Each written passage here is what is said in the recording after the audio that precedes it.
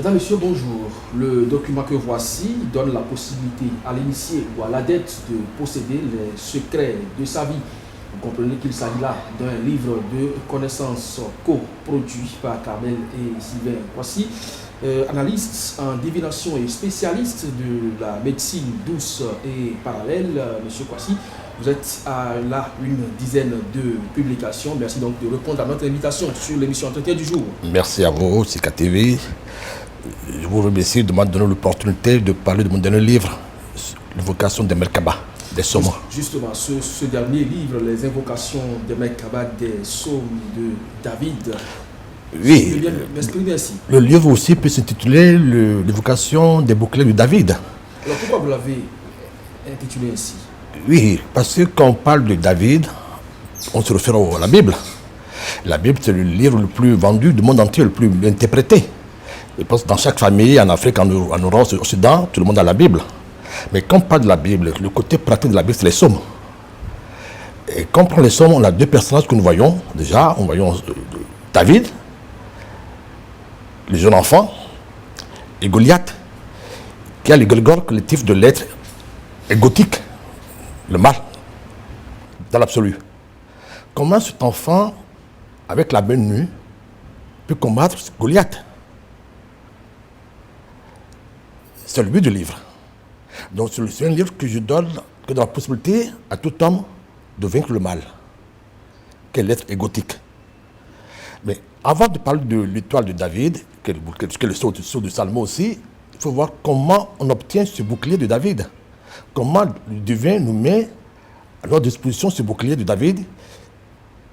Il faut d'abord connaître l'étoile de l'Orient de ta vie. Et justement, ce livre, c'est tout un symbole, puisque déjà en couverture, vous avez deux triangles renversés.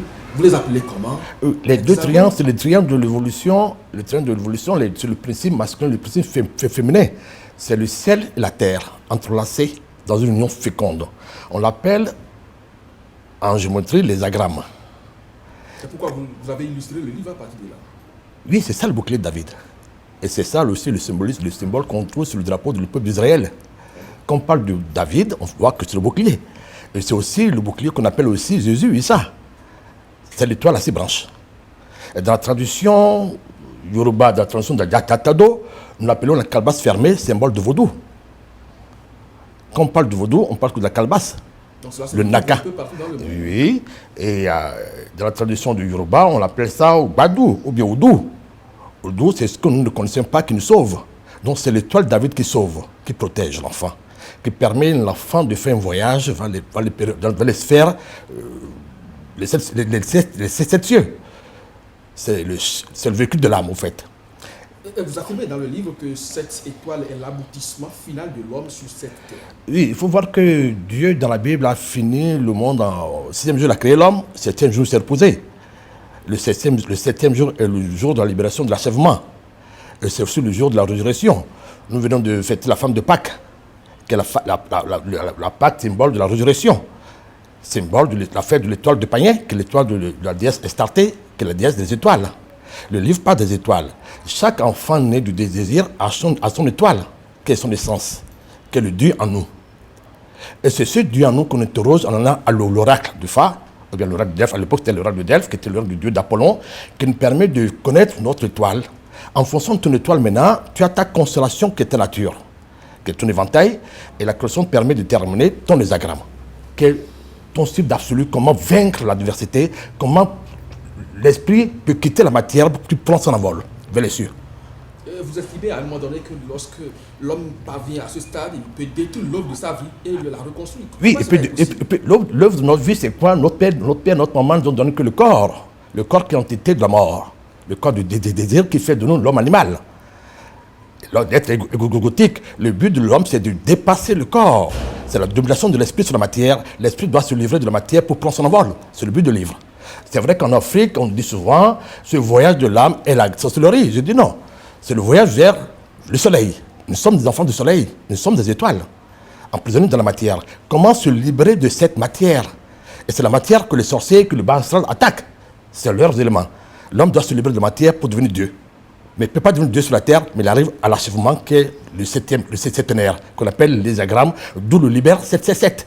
Le 97, c'est le nombre de la libération, c'est le nombre du guerrier, l'enfant glorieux, l'enfant qui a remporté toutes les guerres sur l'être égotique. Voilà. Alors, mais qu'est-ce que l'Afrique peut tirer à travers ce document? Oui, David. Quand on parle de David, on pense que c'est une tradition du peuple juif. Non. Et David n'a pas existé en tant qu'une personne. Non.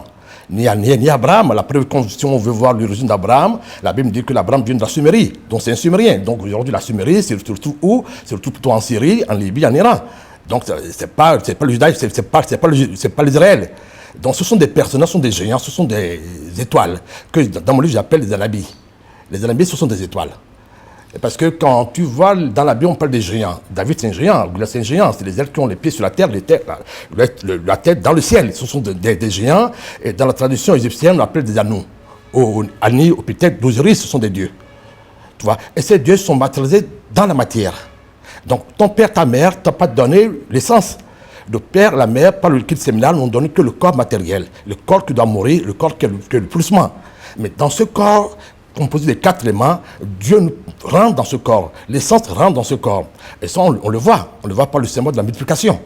Quand tu prends la croix des 4 éléments, quand tu mets le signe de la multiplication au milieu, ça donne l'étoile à 8 branches, qui est l'étoile de l'Orient, qui est l'étoile du matin. Et Jésus, il a confirmé dans l'évangile en disant que je suis l'étoile du matin. Donc on peut dire que Jésus est Lucifer. En parlant de l'étoile du matin, c'est l'étoile du matin et l'étoile de David, et l'étoile plutôt de Vénus, la dame du ciel. Vénus est la prostituée que l'Église a rejetée. Et c'est la prostituée qui porte le soleil dans son bras qui est le Christ. Donc, quand on va à l'oracle, on va interroger cette dame qui est la mère des étoiles, qui nous connaissons tous, qui dit voilà ton étoile, voilà comment tu peux te libérer de la matière, comment tu peux retrouver ton état de paradis. L'enfant. Vous voulez dire par là que le Bokono, par exemple, lorsque je parle la région du golfe de Guinée, peut se retrouver dans votre livre? Oui, le Bokono se retrouve parce que le Bokono, voilà, d'ailleurs, c'est pour ça que quand le pape Jean-Paul VI était venu au Bénin, il a demandé à voir les Bokono, ils n'ont pas compris le message. D'abord, il a fait le synode africain au Bénin. Les Béninois n'ont pas compris le message de nos chefs spirituels parce que Jean-Paul II a fait une brèche contraignante dans le dogme contraignant de l'Église catholique. En disant à son arrivée, que n'ayez pas peur si Jésus n'est pas le Fils de Dieu, c'est pas grave. Ce qui est important à l'humain aujourd'hui, c'est de rentrer vers l'espérance, vers l'étoile de l'espérance, qui est l'étoile de l'Orient, qui est Lucifer. Il n'a pas sorti le mot. En venant d'Afrique, l'étoile de l'espérance, l'étoile de l'Orient, est l'étoile du vaudou. Quand on parle de la fête Est-à-la-Pâque, c'est l'étoile de l'Orient. C'est le fête de vaudou, c'est l'étoile des païens. Mais le vaudou ne se retrouve pas partout. Non, quand on parle de vaudou, les Béninois ne connaissent pas le vaudou. Ça, il faut faire aussi une différence entre le vaudou et ce que les Béninois font. Les Béninois sont dans le fétiche. Quels sont les lèvres chichiques? Ce n'est pas le vaudou. Parce que le vaudou, le mot l'explique. On a 2 mots, soit le veau et le dou. Soit puiser ou manger. Le veau veut dire à l'aise. Qu'est-ce que l'homme peut être à l'aise et manger ou puiser? Est-ce que l'homme d'aujourd'hui, l'homme né à partir de la semence, l'homme de désir, il peut être à l'aise? Non. On peut être à l'aise qu'au-dessus du mental. Donc, au-dessus de l'être gothique. Est-ce que donc le vaudou nous permet de transcender le mental, de subir l'ego, l'être gothique, pour être à l'aise, pour manger Dieu, pour faire une alliance avec l'essence, avec l'étoile de l'Orient. Et cette alliance des 2 principes constitue l'étoile de David. Donc, l'homme de chair doit faire d'abord un effort, parce que j'appelle la voix de sang, donner son sang, le cri de sang, le cri de la détresse, et la mère nourricière, la déesse mère, va dire, quel est cet enfant qui est sur la terre, qui a pensé que je suis la mère, que c'est moi qui peut la protéger. Et les 2 voix, les deux appels, les 2 voix du sang, la voix du ciel, vont se fusionner pour créer le sang, pour donner la vie à l'étoile David, qui est l'arme de guerrier, l'arme que Dieu met à notre disposition pour vaincre l'ennemi, pour mettre l'être gothique. Cette fois-ci, votre livre s'adresse également à qui? Mes livres, c'est d'abord à tout le monde. À tout le monde. Aux initiés, aux non-initiés, je dis pourquoi aujourd'hui, ça fait 2000 ans quand même que le monde existe. Et il y a beaucoup de méchanceté dans le monde. Les jeunes, les enfants courent partout, on parle de la sorcellerie, on parle des initiés, on parle des Yanmaki, on parle des illuminés. Je dis pourquoi ne pas donner la puissance divine, l'âme divine à tout le monde. Et tout le monde peut aller vers son Merkaba, trouver son bouclier de David, trouver sa calebasse fermée pour se libérer de toutes ces choses, pour être libre. Dieu aime les enfants libres, Dieu aime les guerriers. Dieu ne court pas, Dieu ne dit pas, je vais acheter une bougie, je vais acheter quelque chose. Dieu dit, invoque-moi, je vais te répondre. Les étoiles de David permettent d'invoquer Dieu dans son essence et Dieu nous répond en nous libérant par son âme qui nous donne, qui est le Merkaba, qui est le bouclier de David, qui est le sceau de Salomon aussi. Alors, vous avez assez de publication, je le disais donc à l'entame de cette édition. Celle-ci, c'est une coproduction, Carmel et Sylvain Kwasi. Quand vous parlez de médecine douce et parallèle, qu'est-ce que vous y mettez? Oui, ce que j'appelle la médecine douce, c'est la médecine de l'âme. Au fait, je suis une thérapeute de l'âme. Le thérapeute de l'âme ne soigne pas ni avec les plantes ni avec les médicaments. Non. Parce qu'il n'y a pas de différence entre les médicaments et les plantes. Les plantes servent à faire des médicaments. Les médicaments, c'est les plantes synthétisées au niveau de laboratoire. Ce n'est pas important, ce n'est pas le corps qui est malade. Là, nous soignons l'âme. L'âme est l'essence qui est dans le corps. Si l'âme est bien portante, l'âme se retrouve son état soleil, son état divin, il n'y a pas de maladie.